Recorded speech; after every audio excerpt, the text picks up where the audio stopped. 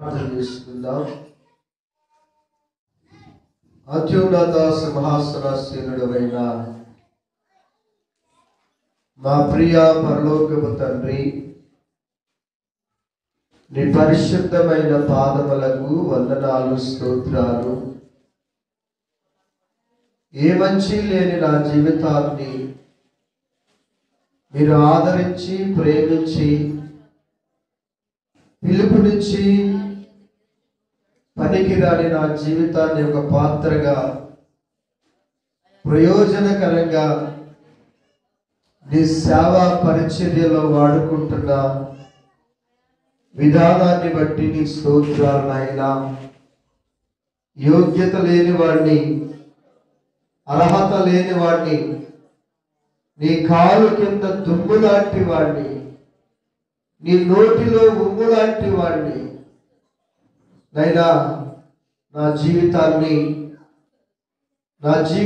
నైనా నీ వైపుకు మళ్ళించి ఎప్పుడో మరణించవలసిన నన్ను జీవములోనికి నడిపించి, ఆరోగ్యం ఇచ్చి, ఆయుష్కాలం ఇచ్చి, ఈ రీతిగా 23 సంవత్సరాలు నీ సేవా పరిచర్యలో ఒక చిన్న పాత్రగా, ఒక చిన్న పనిముట్టుగా వాడుకుంటున్నందుకు వందనాలు, స్తోత్రాలు.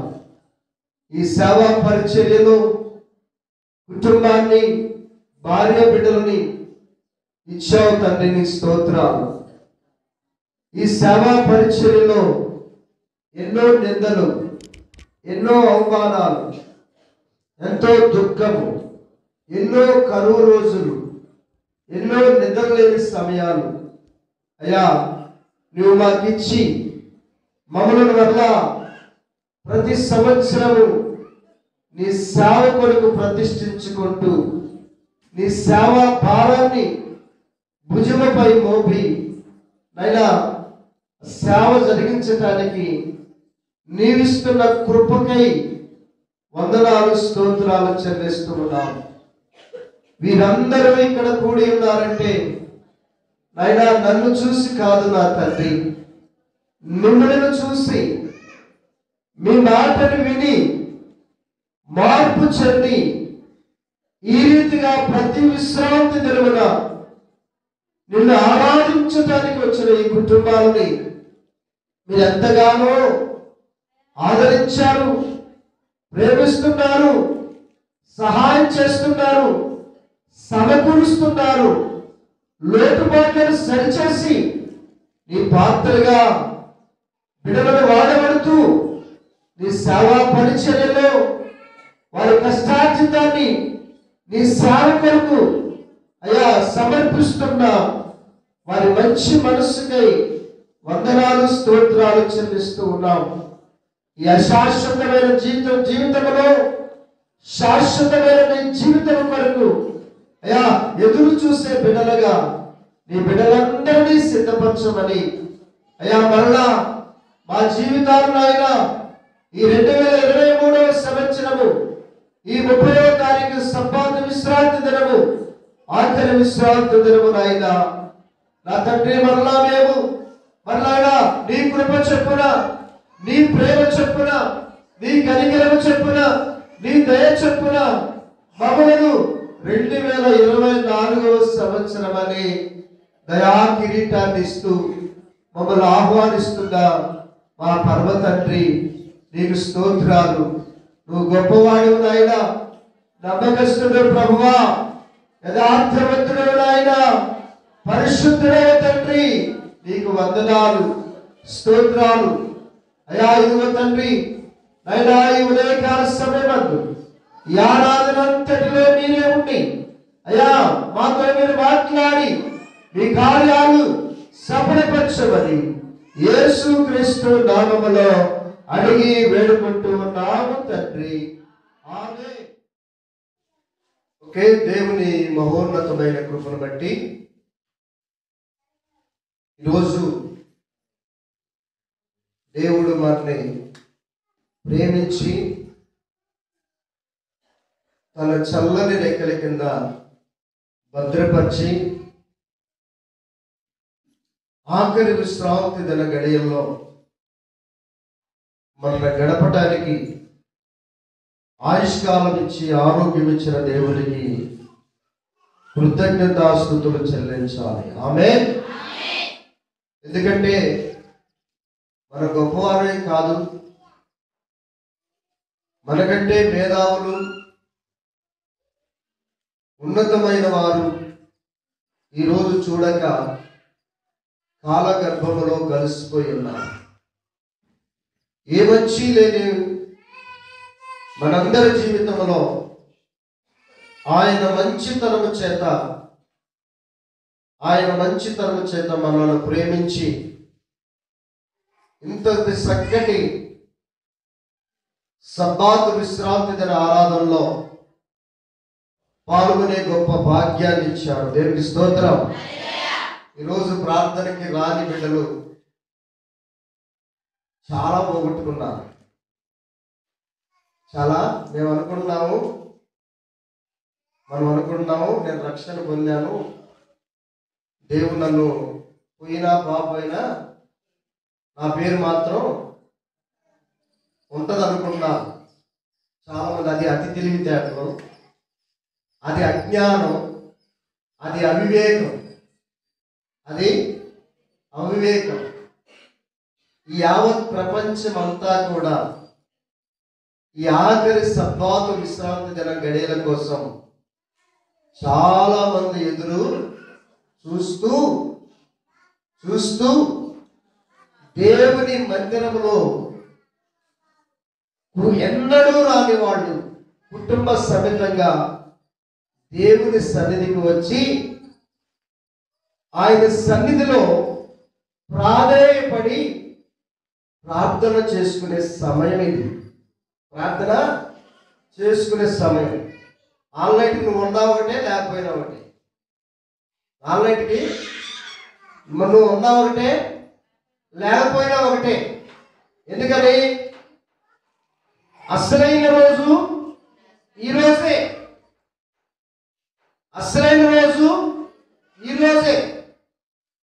ఏదో మనం ఆ రోజు ఏదో ఈ రెండింగ్ కాబట్టి కాసేపు ప్రార్థన పెట్టుకుంటాం.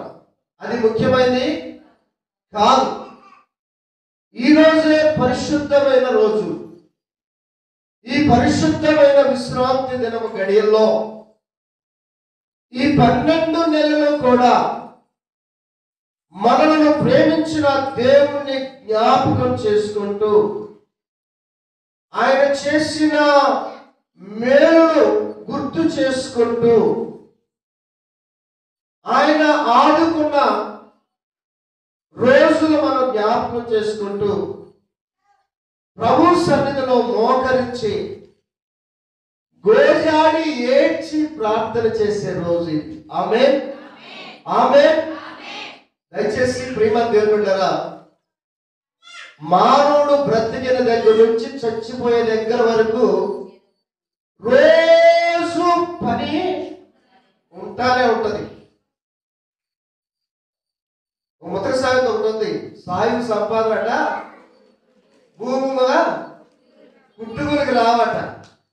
మరి అదేదో నాకు ఇంకా అర్థం కాల. మీకు ఏమైనా అర్థమైతే నాకు చెప్పచ్చు.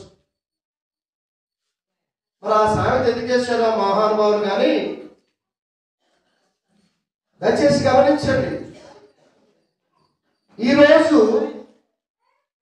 ఈరోజు నిన్ను నన్ను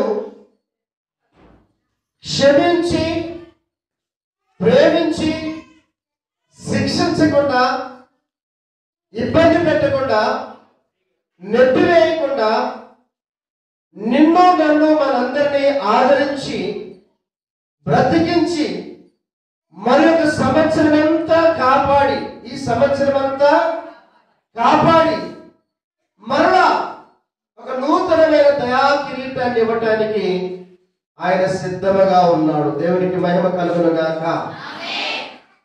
దయచేసి ప్రియమైన దేవుని పిల్లారా, ఈ ఉదయకాల సమయమందు దేవుడు సిలువ వేయబడక ముందే ప్రజలతో, తన స్నేహితులతో ఆయన మాట్లాడాడు. ఏమాటంటే, నేను మరలా తిరిగి రెండవసారి రానయ్యున్నాను. దేవునికి మహిమ కలుగునగాక. ఒకసారి జ్ఞాపకం చేసుకోండి, ఆ ఏలేలు తోట నుండి మన జీవితాన్ని మనకు మనమే కాలు రాసుకొని నెట్టివేయబడ్డాం. ఆ నెట్టివేయబడిన దేవుని పిల్లల్ని మళ్ళా తిరిగి రాబట్టడానికి తన కుమారుడైన యేసుక్రీస్తు ప్రభువారు ఈ లోకానికి కన్యక గర్భవతి కుమారునిచ్చింది. ఎంత త్యాగం, ఎంత త్యాగం! ఏదైనా దైవవాక్యం చేత దేవుడు తన సేవకుడి నోట నుండి వచ్చిన మాట కోసం నీవు ఏమంటున్నావంటే, అయ్యో నన్ను గురించి మాట్లాడాలని గుంజుకుంటున్న సమయంలో దేవుని మందిరానికి రాకుండా, దేవునికి భయపడకుండా, దేవునికి లోబడకుండా జీవిస్తూ మళ్ళా పాపంలో పడిపోతున్నారే. ఏ నింద మోయకుండా, ఏ పాపము చేయకుండానే మరియా నిందను మోసింది. దేవుని స్తోత్రం. ఆ నింద ఎలా మారింది తెలుసా? యావత్ ప్రపంచంలో ఉన్న స్త్రీలందరికంటే ఆశీర్వదించబడిన స్త్రీ మరియా. గట్టిగా చెప్పండి కదా. అలాంటి అనుభవం నాకు రాలేదే అని ప్రతి స్త్రీ రొమ్ము కొట్టుకుంటూ ఏడవాలి.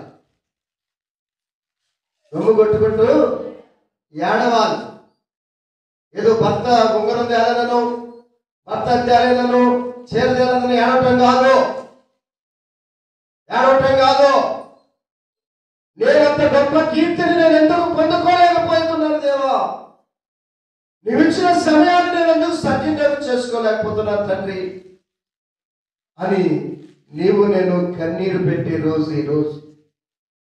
నా ప్రియమైన దేవుని పిల్లలారా, ఈ ఉదయకాల సమయమందు దేవుడు నీతో నాతో మాట్లాడుతున్న మాట ఏంటో తెలుసా? మరలా తిరిగి ఈ లోకానికి నేను రానై ఉన్నా. చూడండి, ఏ రీతి అయితే కన్యక గర్భవతి కుమారుని కని మనకి ఆశీర్వాదకరంగా తల్లి మారిందో, ఆ తల్లి గర్భమున పుట్టిన దేవుని కుమారుడు కూడా నీ జీవితాన్ని, నా జీవితాన్ని, మనందరి జీవితాన్ని మార్చడానికి ఆయన ఎక్కడో ఏసీ రూమ్లో ఉండలేదు.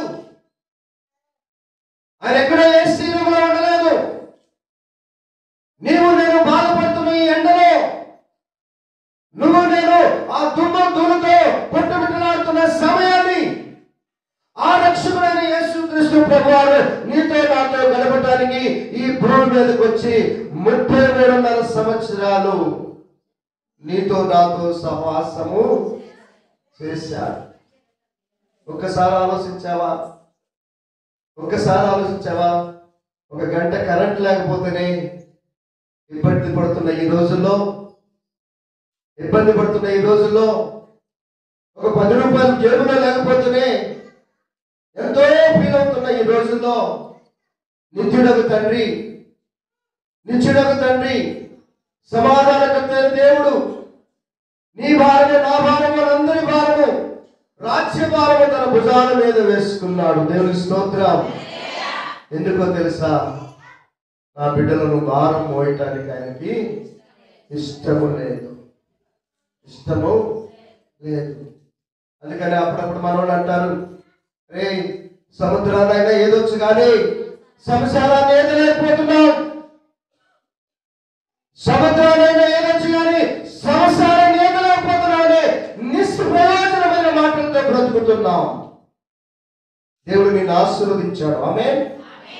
దేవుడు నిన్ను బలపరిచాడు. ఆమేన్. నీకు వివాహం చేశాడు. ఆమేన్. నీ గర్భఫలాన్ని ఆశీర్వదించడు. ఆమేన్. నీ భూపంటను ఆశీర్వదించడు. ఆమేన్. నీ పిల్లల చదువులను ఆశీర్వదించడు. ఆమేన్. నీ పిల్లలకు ఉద్యోగం ఇచ్చాడు. ఆమేన్. నీ పొలాలు పండిస్తున్నాడు. నీకు ఆమేన్. సర్వరోగాలకు నివారణ కట్టైన దేవుడు నిన్ను నిన్ను స్వస్థపరిచాడు. ఆమె ఇంకేం కావాలి నీకు? ఇంకేం కావాలి నీ బ్రతుకి? ఇంకేం కావాలి నా బ్రతుకి? ఇంకేం కావాలి మన బ్రతుకులకి? ఇంత గొప్ప దేవుడు, ఇంత గొప్ప సర్వోన్నతుడు, ఇంత గొప్ప దేవుని కుమారుడు నీ కొరకు నా కొరకు ఆయన సింహాసనాన్ని విడిచి మన మధ్య నివసించాడు. దయచేసి ఒకసారి గమనించండి. నీ హృదయాన్ని నీవే, నా హృదయాన్ని నేనే, మన హృదయాలు మనమే ఒక్కసారి పరిశీలన చేస్తే, నీ క్రియలో నా క్రియలో మనందరి క్రియలో ఎలా ఉన్నాయో తెలుసా? మురికి గుడ్డ వలె ఉన్నాయి. ఎలా ఉన్నాయి? మురికి గుడ్డ వలె ఉన్నాయి. మురికి గుడ్డ వలె ఉన్నాయి దేవుని దృష్టికి. వాటిని ఏం చేయాలో తెలుసా?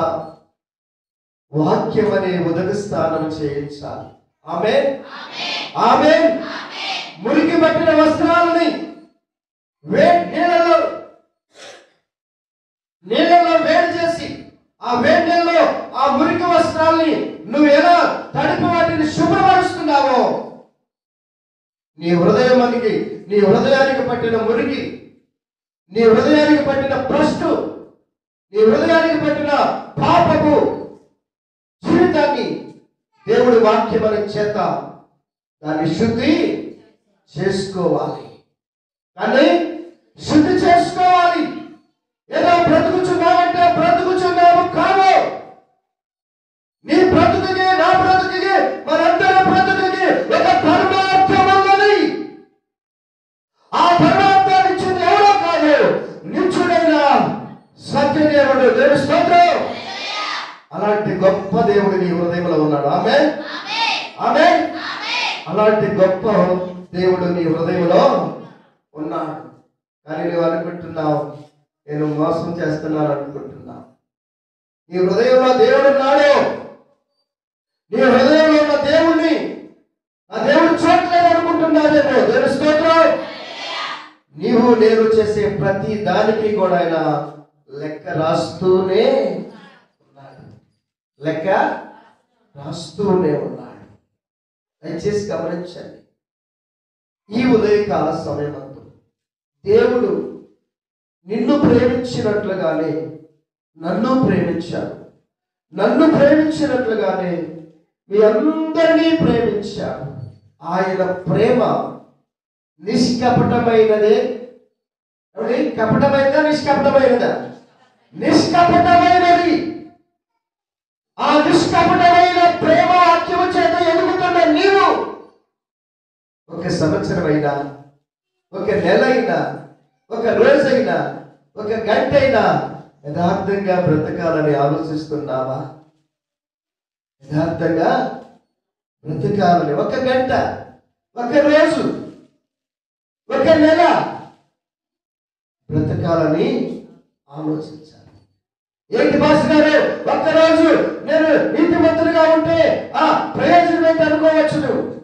కానీ దేవుడు తెలుసా, ఒక గంట, ఒక సంవత్సరం. దేవుని స్తోత్రం. హల్లెలూయా. ఒక సంవత్సరం ఒక గంటతో సమానం. ఒక గంటతో సమానం. నీ లెక్కలు వేరు, ఆయన లెక్కలు వేరు. నీ సంవత్సరానికి 360 రోజులు ఉంటాయి. కానీ ఆయనలో సంవత్సరానికి ఒకే రోజు చూస్తా. దయచేసి గమనించండి. ఈ ఉదయకాల సమయమందు నీవు నేను పరిశుద్ధమైన దేవుని సన్నిధిలో ఉన్నప్పుడు, ఈ లోకంలో యేసు ప్రభువారు ఆ గర్భవతి కుమారుడు కని ఆయన ఆమె ఎంతో నిందలు మోసి అవమానించమని తన మంచి చేత సమాజం చేత నిందించబడిన ఆ తల్లికి ఘనతనిచ్చిన ఆ గొప్ప దేవుడు నీవు కూడా దేవుని వాక్యం వింటే నీకు నాకు మనందరికీ అలాంటి ఘనత కలుగును గాక. ఆ యోగ్యతను మనం సంపాదించుకోవాలంటే యేసు ప్రభువారు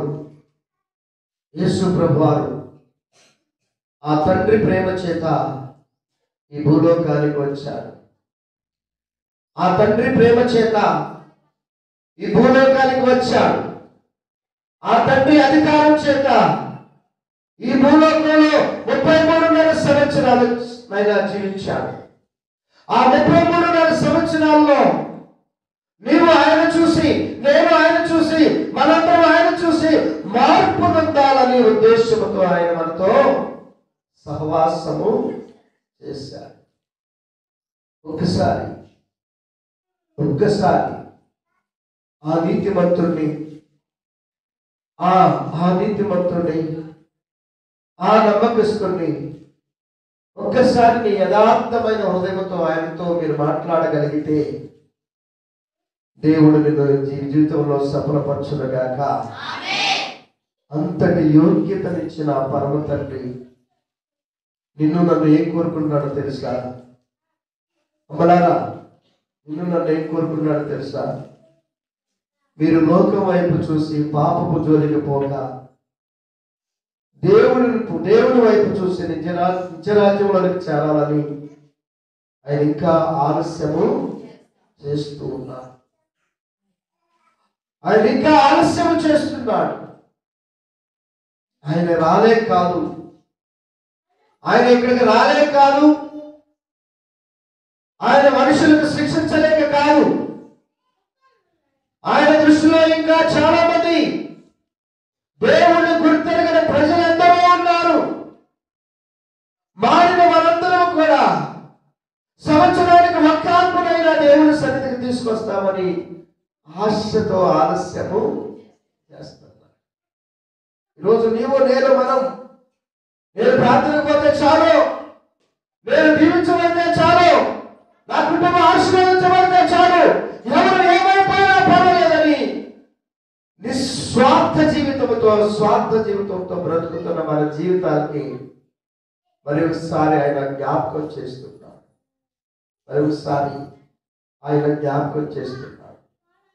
ఏదైనా గవర్నమెంట్ ద్వారా ఒక స్కీమ్ మనకి తెలిస్తే మరి ఇరుగు పొరపాటు పోగు చేస్తామే, అలాగే పరమాత్మ ఆశీర్వాదమైన దేవుడు నీవు నేను మరణించకుండా, నీవు నేను శపించకుండా, నీవు నేను ఇబ్బంది పడకుండా ఆ నిత్యరాజ్యంలో ప్రవేశించడానికి మనకు జీవం ఇచ్చి, బ్రతుకునిచ్చి, ఆరోగ్యం ఇచ్చి, ఆయుష్కాలం ఇచ్చి దీర్ఘాయుషించిన దేవుని దగ్గరికి ఎవరైనా బతిమలాడావా? ఒక్కడన్నా అమ్మా ప్రార్థన పెట్టారు, ఏమొచ్చిందమ్మా, ఇప్పుడు దాకా ఇక్కడే ఉన్నావు, వెళ్ళు అని అనగలిగావా? అనగలిగావు. ఎందుకంటే నీవే ఆత్మతో ఎదగట్లా, నీవే దేవుని వాక్యంలో ఎదగట్లా, దేవుని వాక్యాన్ని రుచి చూశానని చెప్పుకుంటున్నావే తప్ప వాక్య ప్రకారం ఎదగడానికి నీవు సిద్ధపడతా. ఏదో వస్తున్నావు, ఏదో వింటున్నావు, ఏదో వెళ్తున్నావు, ఏదో కాలం గడిచిపోతుంది అనుకోవద్దు. ప్రతిదానికి లెక్క అప్పచెప్పాల్సిందే. ఆమేన్. ప్రతిదానికి లెక్క అప్పచెప్పాల్సిందే. అందుకని యేసు ప్రభువారు ఆయన ఈ లోకంలో కన్యక గర్భవతితో ఎలా బయటకు వచ్చాడో, ఆయన ఎలాగా ఈ లోకంలో 33.5 సంవత్సరాలు భూలోకంలో జీవించాడు.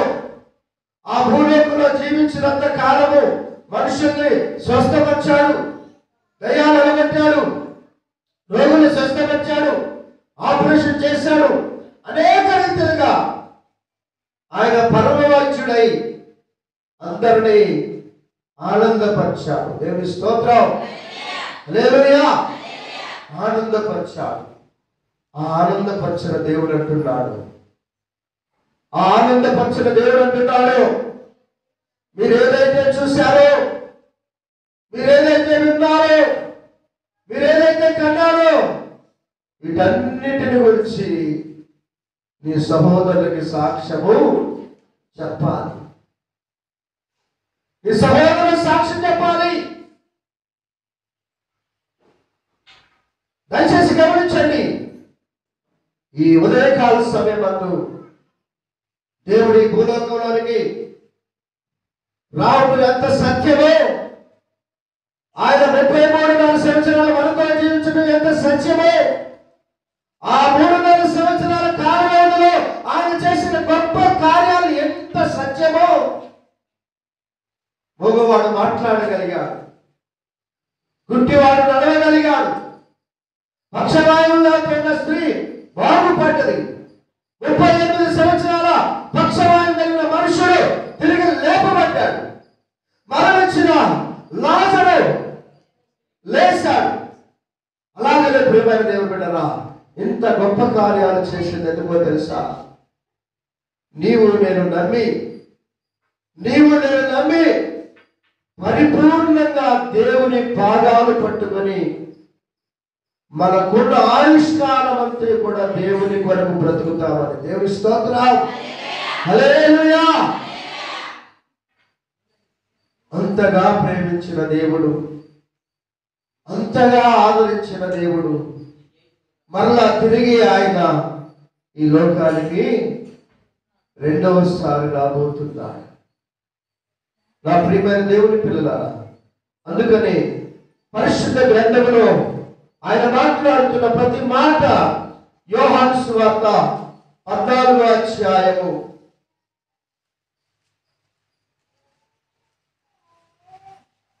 1వ వచనం.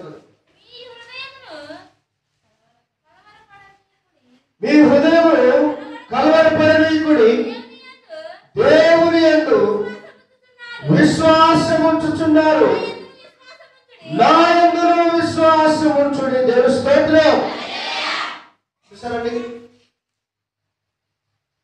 నేను వస్తున్నాను, రెండవసారి రాబోతున్నానంటే మనుషులు ఏమొచ్చింది? నిర్లక్ష్యం వచ్చేసింది. మనుషుల నిర్లక్ష్యం వచ్చింది. నిర్లక్ష్యం వచ్చింది. ఆ నిర్లక్ష్యం వల్ల వచ్చేది ఏంటో తెలుసా?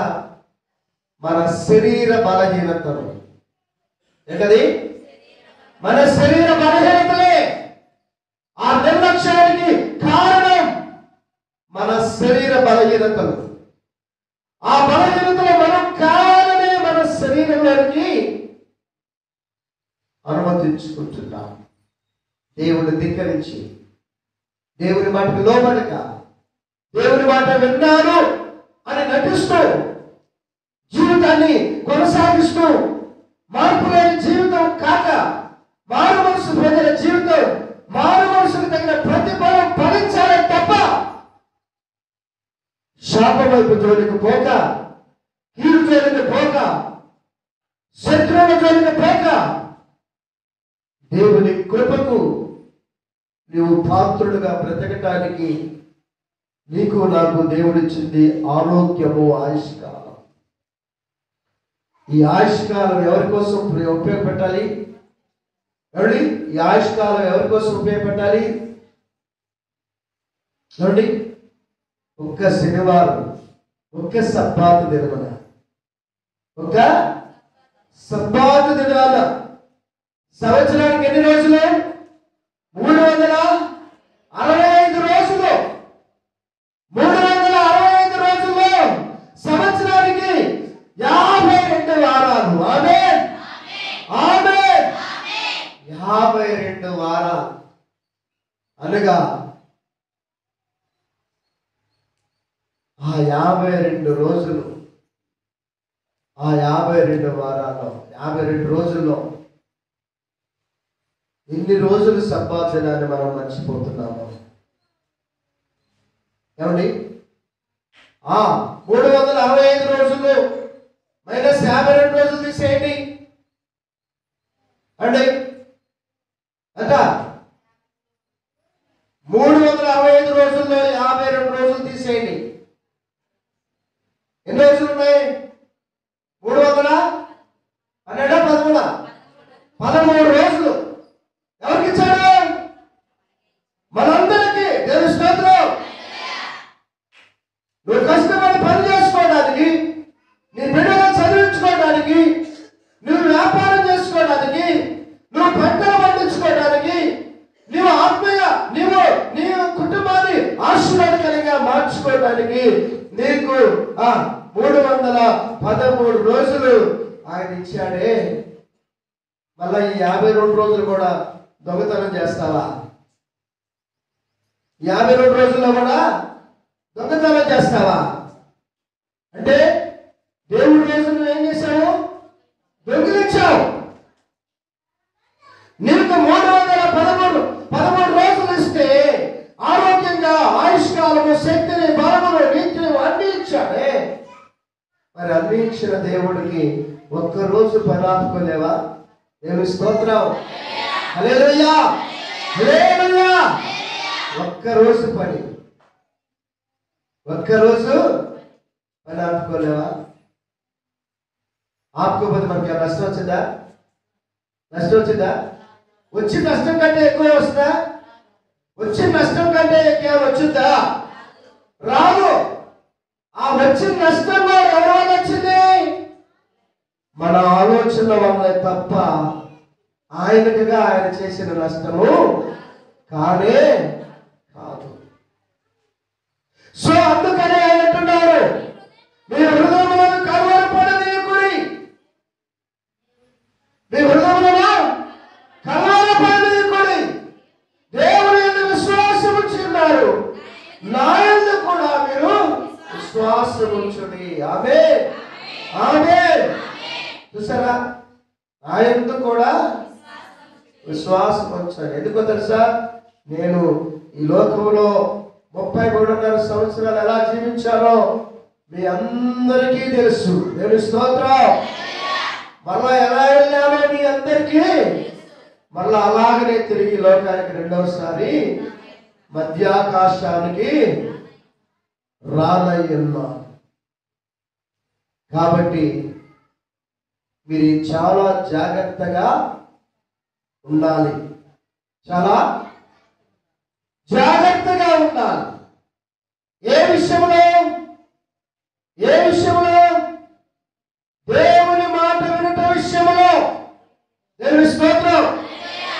దేవుని మాట వినట విషయంలో. అందుకనే దయచేసి ప్రేమైన దేవుని పిల్లరా, ఈ రాత్రి కాల సమయంలో దేవుడు కాపాడి, ఈ మధ్యాహ్న కాల సమయంలో దేవుడు తన మహోన్నతమైన కృపను బట్టి దయచేసి చదవండి మొదటి సమయాల గ్రంథము. దయచేసి మొదటి సమయాల గ్రంథము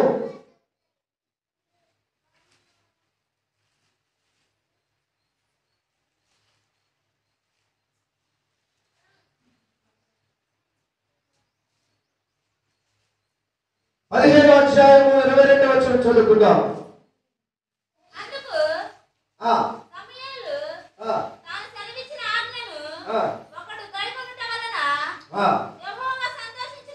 అందుకు సమూయేలు తాను సెలవిచ్చిన ఆజ్ఞను ఒకడు గైకొనుట వలన యెహోవా సంతోషించినట్లు. దేవునికి స్తోత్రం. ఏంటట? ఒకడు గైకొన్నట్లు యెహోవా సంతోషించినట్లు. దేవుని స్తోత్రం. ఏంటి గైకొనాలి? దేవుని ఆజ్ఞ. దొంగతనం చేయొద్దంటాం, దొంగతనం చేస్తున్నాం. వ్యభిచారం చేయొద్దంటున్నాం, వ్యభిచరిస్తున్నాం వస్తున్నాం. తల్లిదండ్రులను సన్మానించమంటున్నాం, తల్లిదండ్రులను దూషిస్తున్నాం. పొరుగువారిని ఆశించాలనుకున్నాం, పొరుగువారి కోసం ఎదురు చూస్తున్నాం. పొరుగువారి పైన అబద్ధ సాక్ష్యం చెప్పొద్దు అంటున్నాడు, పొరుగువారి పైన అబద్ధ సాక్ష్యం చెప్తూ బ్రతుకుతున్నాం. అందుకని దేవుడు అంటున్నాడు, అందుకు సమూయేలు తాను సెలవిచ్చిన ఆజ్ఞ ఒకడు గైకొనుట వలన యెహోవా సంతోషించినట్లు. ఒక్కడైనా గైకొనాలంటే అండి, ఒకడైనా గైకొనాలంటాడు యెహోవా సంతోషించినట్లు. ఒకడు దహన వల్ల బలులు అర్పించడం వల్ల ఆయన సంతోషించిన ఆలోచించము. హల్లెలూయా, హల్లెలూయా. ఏమండి, చాలా మంది పాపాలు పోవటానికి భోజనాలు పెడతారు, ఆమేన్, అన్నదానం చేస్తారు, వస్త్రదానం చేస్తారు, నేత్రదానం చేస్తారు, రక్తదానము చేస్తారు. ప్రాణదానం చేస్తారా? చేస్తారేమండి? ఏం పోవటానికట? పాపం పోవటానికట.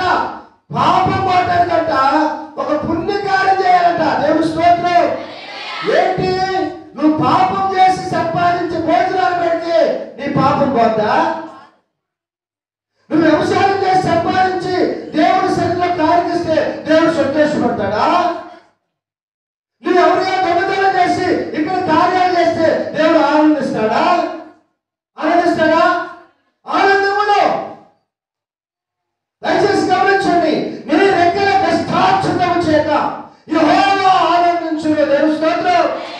హల్లెలూయా. నీ రెక్కల కష్టార్జితం చేత యెహోవా ఆనందించు. దయచేసి గమనించండి. ఈ మధ్యాహ్న కాల సమయమందు దేవుడు మరో గంటలో, దేవుడు మరొక రోజును ఆశీర్వదించబడుతున్నాడు. దేవుని స్తోత్రం. ఆ ఆశీర్వాదంలో నీ కుటుంబం ఉండాలి. ఆమేన్. అంతటి ఘనత కలిగిన దేవుని సన్నిధిలో ఎదుగుతున్న మనలను ఆశీర్వదించడానికి ఆయన ఇష్టపడుతున్న సమయాన్ని వేచి చూడలేక దేవుడి సమయాన్ని కూడా దొంగిలించి విశ్వాసం అయ్యిందామంటే ఒక్కసారి నీ భక్తి కొలతలో వేస్తే, తూకంలో వేస్తే ఎటు తూగుతావు ఒకసారి జ్ఞాపకం చేసుకున్నావు. ఎటు తూగుతావు జ్ఞాపకం చేసుకున్నావు. దయచేసి గమనించండి. దయచేసి గమనించండి. నీడ లాంటి మన జీవితాన్ని, ఆవిరి లాంటి మన బ్రతుకును, పువ్వు లాంటి మన జీవితాన్ని రాలిపోకుండా, ఆరిపోకుండా ఏం ఇచ్చాడైనా? వెలుగునిచ్చాడు. హల్లెలూయా. హల్లెలూయా.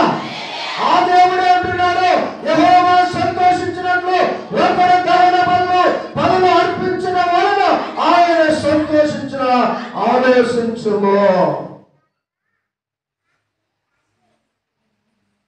ఆజ్ఞ అతిక్రమమే పాపం, పాపానికి వచ్చిన జీతము మరణం. మనమే దొంగతనం చేయనవసరంలా. ఆజ్ఞ అతిక్రమించడమే పెద్ద పాపం. ఆమేన్. ఆమేన్. ఆజ్ఞ అతిక్రమించడమే పెద్ద పాపం. ఆజ్ఞ అతిక్రమే పాపం, పాపానికి వచ్చే జీతం మరణం. దయచేసి గమనించండి. ఇన్ని సంవత్సరాల నుంచి దేవుని రక్షణలో ఉన్నా మనము ఇంకా తెలుసుకోకపోతే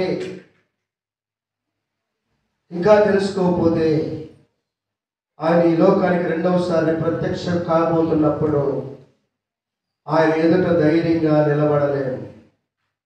ఆయన ఎదుట ధైర్యంగా నిలబడలేము. అవసరాలు ఉంటాయి, తప్పలేదు. అవసరాలు ఉంటాయి. దేవుని స్తోత్రం. హల్లెలూయా. హల్లెలూయా. అవసరాలు ఉండవట్ల అందరికీ ఉంటాయి. అందరికీ ఉంటాయి. అందరికీ ఉంటాయి.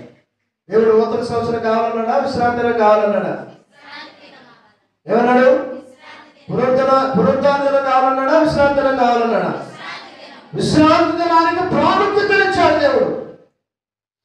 విశ్రాంతి దినాన్ని ఆశీర్వదించాడు దేవుడు. ఆ విశ్రాంతి దినాన్ని పరిశుద్ధపరిచాడు దేవుడు. ఆ విశ్రాంతి దినమును నీవును నా కుటుంబం అందరం కూడా దేవుని సన్నిధిలో గడపాలని ఆయన నీ కోసం నా కోసం ఎదురు చూస్తూ. హల్లెలూయా. హల్లెలూయా. చూసారా? దేవుడు చేసిన ప్రతి మనిషిని ఆయన ఆశీర్వదించడానికి ముందుగానే నిన్ను దీవించి ఉన్నాడు. ఆమేన్. అందుకనే ప్రియమైన దేవుడున్నారా, అందుకనే అంటాడు చూడండి, ఆ పనులు అర్పించడం కంటే ఆజ్ఞను కైకొనటియు పొట్టేళ్లకు అర్పించడం కంటే ఆ మాట వినుట శ్రేష్టం. హల్లెలూయా. హల్లెలూయా. ఏందట? ఏ మాట? ఆయన మాట. ఏ మాట? ఆయన మాట. ఆయన మాట ఏంటి? విశ్రాంతి దినము పరిశుద్ధమైన దినము. హల్లెలూయా. దానిలో నీవైనను, నీ కుమారుడైనను, నీ బంధువైనను, నీ ఇరుగు పొరుగువారైనను ఎక్కడ ఉన్నారట? యెహోవా మందిరంలో. హల్లెలూయా. హల్లెలూయా. ఎవరు ఆజ్ఞాపించారు? దేవుడే. హల్లెలూయా. దేవుడే ఆజ్ఞాపించాడు. దేవుడే ఆజ్ఞాపించాడు. కాబట్టి ఆ ఆజ్ఞలకు అనుగుణంగా మనం మాట వినాలి. దేవుని స్తోత్రం. మాట వినాలి. వినకపోయిన ఆయన జీవితం, ఒక ఆయన జీవితం ఇక్కడ ఉందో చూడండి. 10వ వచనం చదువునానా?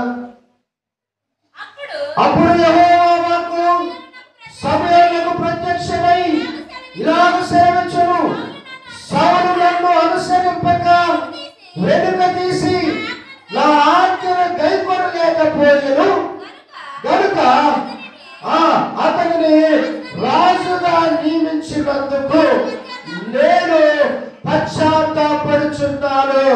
అందుకు సమూయేలు కోపావేశుడై రాత్రి అంతా యెహోవాకు మొరపెట్టుచుండెను. హల్లెలూయా. చూసారా, ఏం వెళ్ళలేదట? మాటే వెళ్ళలేదు. దయచేసి గమనించండి. ఎవరు? సౌలు రాజు.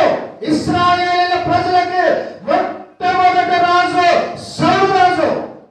ఆ సౌలు రాజుని సమూయేలు అభిషేకించాడు. దేవుడు అభిషేకించబట్టే సమూయేలు వెళ్ళి సౌలుని అభిషేకించిన తర్వాత రాజు అయ్యాడు. ఆ రాజుని నేను ఇప్పుడు ఎందుకు చేశానా, నియమించానని దేవుడు ఏమవుతున్నాడు? పశ్చాత్తాపడుతున్నాడు. అనవసరంగా నేను ఇన్ని రాజులు చేశానే, వీళ్ళు ఏం చూసినా రాజులు చేశాను అని ఆయన బాధపడుతున్నాడు. దేవుని స్తోత్రం. ఆయన బాధపడుతున్నాడు. ఎందుకో తెలుసా? దయచేసి గమనించండి. సౌలు నన్ను అనుసరింపక వెనుక తీసి నా ఆజ్ఞ గైకొనకపోయాను. దేవుని స్తోత్రం.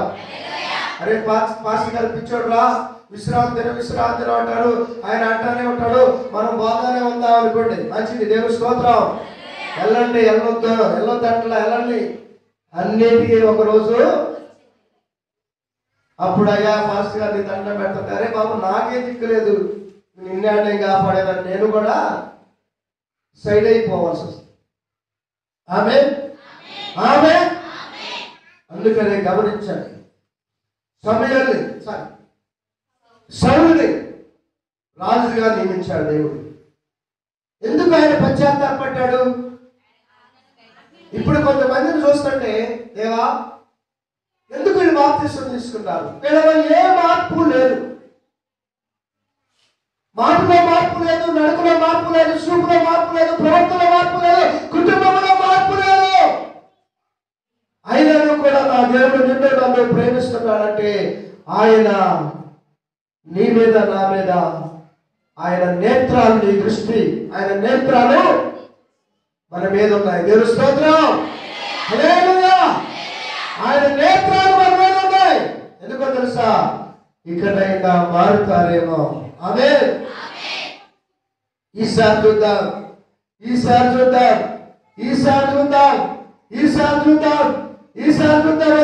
దేవుడు చూద్దాం అనే లోపలనే నువ్వు నేను ఏమైపోతావో తెలియదు. అందుకని ఒక్కసారిగా ప్రభువా నేను పాపినయ్యాను, క్షమించాను, నేను రక్షణ పొంది పాపములు అడుగు పెట్టాను, నేను రక్షణ పొంది నా కుటుంబాన్ని సరిగా ఏలలేకపోతున్నాను, నన్ను క్షమించి మళ్ళా నీ రక్తం చేత నేను శుద్ధిని చేస్తాను. ఒక్కసారి కనికరించబడతావు. ఆమేన్. కనికరించబడతావు. నవ్విస్తూ కనిపిస్తే కనికరించబడవు, నవ్వించి కనిపిస్తే కనికరించబడవు. ఆజ్ఞ చేత సరిచేయబడినప్పుడే నువ్వు కనికరించబడతావు. ఆ కనికరింపుకు నువ్వు లోబడితే, ఆయన మాటకు నువ్వు లోబడితే, ఆయన ఆజ్ఞకు నువ్వు లోబడితే, నిన్ను చూసి ఆయన సంతోషిస్తేనే కానీ ఈ సౌలులాగా పశ్చాత్తాపడే దేవుడిని దుఃఖపెట్టే సౌలులాగా మనం ఉండబడతాని ఈనాడు నిన్ను నన్ను దేవుడు హెచ్చరిస్తూ ఉన్నాడు.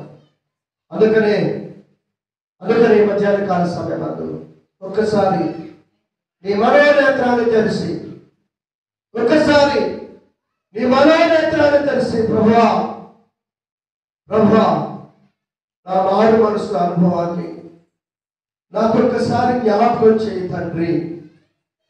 నాలో ఏదైనా దోషం ఉన్నాయినా, నాలో ఏదైనా పాపం ఉన్నాయినా నన్ను క్షమించి నీ వాక్యము చేత నన్ను మొదటి స్నానం చేయించి మళ్ళా నీ కుడి పార్శ్వమున కూర్చునే యోగ్యత నాకు మరొకసారి దయచేయి తండ్రి అని ఈ 2024 రోజు రాకమునిపే, ఈ 2024 సంవత్సరం రాకమునిపే ఆయన పాదాలు పట్టుకొని నువ్వు ప్రాధాయపడి ప్రార్థన చేస్తే నా తండ్రి నిన్ను కనికరించి నా దేవుడిని కృప చూపి నా దేవుడు నిన్ను ప్రేమించి మళ్ళా నిన్ను హత్తుకొని మళ్ళా నిన్ను ఆరోగ్యమించి మళ్ళా నిన్ను ఆశ్రయించి మళ్ళా 2024 సంవత్సరం మనందరికీ ప్రార్థించును గాక.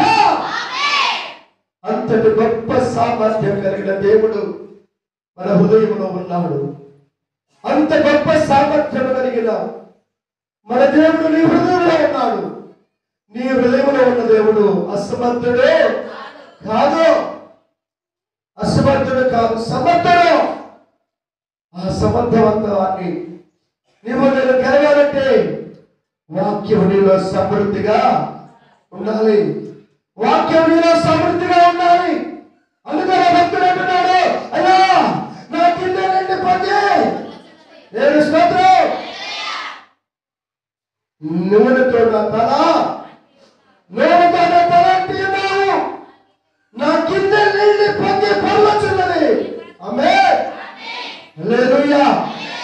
ఆ ప్రియమైన దేవుళ్ళరా, మిమ్మల్ని ఆశీర్వదించే దేవుడు మిమ్మల్ని కష్టపడి పని చేసుకోవద్దట్లా, పొలాలు వేసుకోవద్దట్లా, ఉద్యోగాలకు పోవద్దట్లా, పనికి వెళ్ళదట్లా. వెళ్ళిన రోజులు మీకున్నాయి. 6 రోజులు నీకు ఇచ్చాను. 6 రోజులు నీ బ్రతకడానికి, నీ కుటుంబాన్ని పోషించుకోవడానికి, నీ పిల్లలు చదువుకోవడానికి, నువ్వు సంపాదించుకోవడానికి, నువ్వు ఇల్లు కట్టుకోవడానికి, నువ్వు బంగారం కొనుక్కోవడానికి నీకు శక్తి సామర్థ్యాలు ఇచ్చాను. కానీ ఒక్కరోజు అదే విశ్రాంతి దినమున నీవు యెహోవా సన్నిధిలో ఆయనకి కనపడాలి. దయచేసి గమనించండి నా ప్రియమైన అక్క చెల్లెలారా, నా ప్రియమైన తల్లిదండ్రులారా, అన్నదమ్ములారా, యవ్వన బిడ్డలారా, పసి బిడ్డలారా, ఈ ఆఖరి క్షణంలో, ఈ ఆఖరి సబ్బాతు విశ్రాంతి దినము మనందరి కుటుంబాలకు ఆశీర్వాదకరంగా ఉండను గాక. మనల్ని చూసి దేవుడు మన గ్రామాన్ని దీవించును గాక.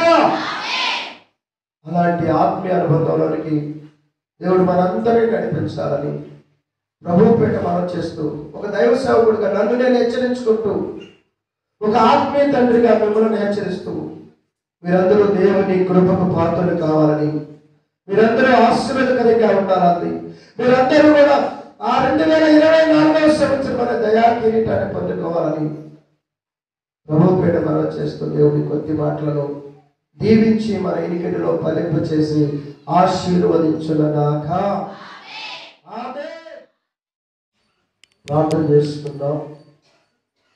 మహాపరిశుద్ధుడా, ప్రేమ కలిగిన మా తండ్రి, సర్వలోకమును, సర్వ సృష్టిని, మమ్మలను, సంఘమును, మా గ్రామ ప్రజలందరినీ ఈ 2023వ సంవత్సరము ఈ డిసెంబర్ 30వ తారీఖు ఆఖరి సబ్బాతు గడియలలో మమ్మలను నడిపించిన మా పరమ తండ్రి నీకు స్తోత్రాలయ్యా. మమ్మల్ని ఎంతగానో ఆదరించావు తండ్రి, మమ్మల్ని ఎంతగానో బలపరుస్తున్నావయ్యా, మమ్మల్ని ఎంతగానో ఆదరిస్తున్నావు తండ్రి, మాకెంతగానో సహాయం చేస్తున్నావయ్యా. ఆరోగ్య విషయంలో, ఆత్మీయత విషయంలో, సహవాస విషయంలో, దాతృత్వ విషయంలో, పరిచర్య విషయంలో, స్వార్థ పరిభాగంలో, కానుకల సమర్పణలో మమ్మల్ని ఎంతగానో పురుగొల్పి నీ సేవా పరిచర్య కొడుకునైనా మమ్మల్ని ఒక పరిమితిగా, ఒక పాత్రగా వాడుకుంటున్నందుకు వందనాలు, స్తోత్రాలు చెల్లిస్తూ ఉన్నాం. దేవా, నువ్వు మమ్మల్ని క్షేమంగా ఉంచావయ్యా. ఇంతకంటే గొప్ప దేవుడు ఈ లోకంలో లేడని మరొకసారి నా పట్ల రుజువు చేసిన పరమ తండ్రికి స్తోత్రాలయ్యా. దేవాని స్తోత్రాలు, దేవాని స్తోత్రాలు అయినా కనికరించదయ్యా. ఈ పిల్లల కుటుంబాలను ఆదరించండి, వారిని బలపరిచి సహాయం చేసి నీవెన్నో గొప్ప కార్యాలు చేసే దేవుడని తెలుసుకొని హృదయపూర్వకంగా మనస్ఫూర్తిగా నీకు కృతజ్ఞత అర్పణ అర్పిస్తున్నా. నీ పిల్లల పక్షాన సేవకుడిగా ప్రార్థన చేస్తున్నప్పుడు ఆ ప్రార్థన ఆలకించునైనా సంఘంలో ఉన్న కుటుంబాలను, సంఘ పెద్దలను, సంఘ యవనస్తులను, సంఘస్థులను, పల్లె నివాసులను, గ్రామ ప్రజలందరినీ నీ కృపా రెక్కల కింద భద్రపరిచి వారు వేసుకున్న పట్టె పొలాలను, వారి వ్యాపారాలను, వారి ఉద్యోగాలను, వారి చదువులను, వారి కష్టార్జితాన్ని, వారి పిల్లల చదువులో, వారి ఎక్కడ కష్టార్జితంలో, వారి ఆరోగ్య విషయంలో, వారి సంపద విషయంలో, వారి అప్పుల విషయంలో, వారి ఆర్థిక సమస్యల్లో మీరు ఎంతగానో బలపరుస్తూ, ధైర్యపరుస్తూ, నిద్రపరుస్తూ, ఆదరిస్తూ, ఆనందింపజేస్తున్న పర్వతంలో స్తోత్రాలయ్యా. మళ్ళా రేపటి రోజున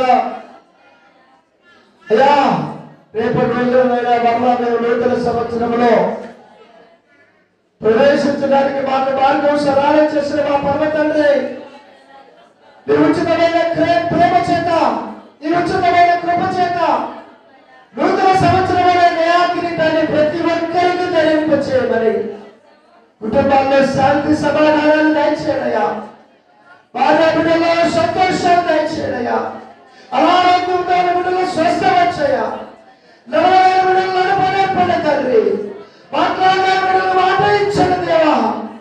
నీకు స్తోత్రాలయ్యా. గర్భఫలం లేని వారికి గర్భఫలం దయచేయండి, భూఫలం లేని వారికి భూఫలం దయచేయండి. లక్ష్యమూడి శరీరంలో భయభక్తులు కలిగి జీవించే గొప్ప ఆశీర్వాదకరమైన సంఘంగా సిద్ధపరచమని, వారి బిడ్డలను వారు చూసినట్లుగా ఆశీర్వదించమని, ఈ వారం అంతా కష్టపడి పనిచేసి ఈ సువార్త సేవ పట్టించిన ఈ కష్టార్జితాన్ని ఆశీర్వదించి దీవించమని, ప్రతి కుటుంబాన్ని అయినా రెట్టింపు ఆశీర్వాదంతో సంతోషపరచమని ప్రార్థన చేస్తున్నాం. యాభై మర్చిపోతే నువ్వు మర్చిపోయే దేవుడు కాదు నాయన. అడిగిన వాటి కంటే అడగిన అక్కర్లు అడిగిన దేవుడు తండ్రి. అడిగిన అక్కర్ల కంటే అడగిన వాటిని తీర్చే దేవుడు నాయన.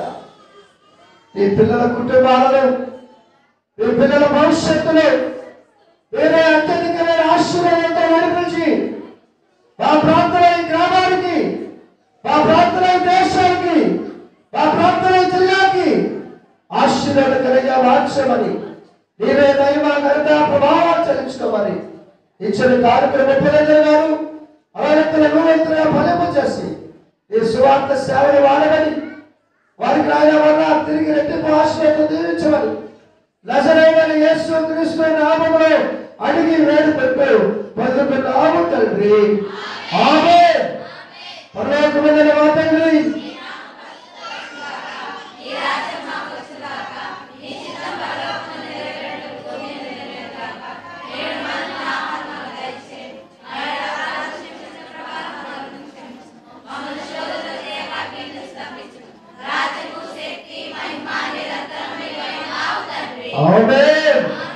మన తండ్రి అయిన దేవుని ప్రేమ, కుమారుడైన యేసు క్రీస్తు వారి కృప, అన్యోన్య సన్నిధి సహవాసము ఇప్పుడు ఎల్లప్పుడూ సకల పరిశుద్ధులకును, సంఘములకును, గ్రామ ప్రజలందరికీ దేవుడు సదాకాలము తోడై నడిపించి ఆశీర్వదించి నూతన సంవత్సరంలో ప్రవేశించుగాక.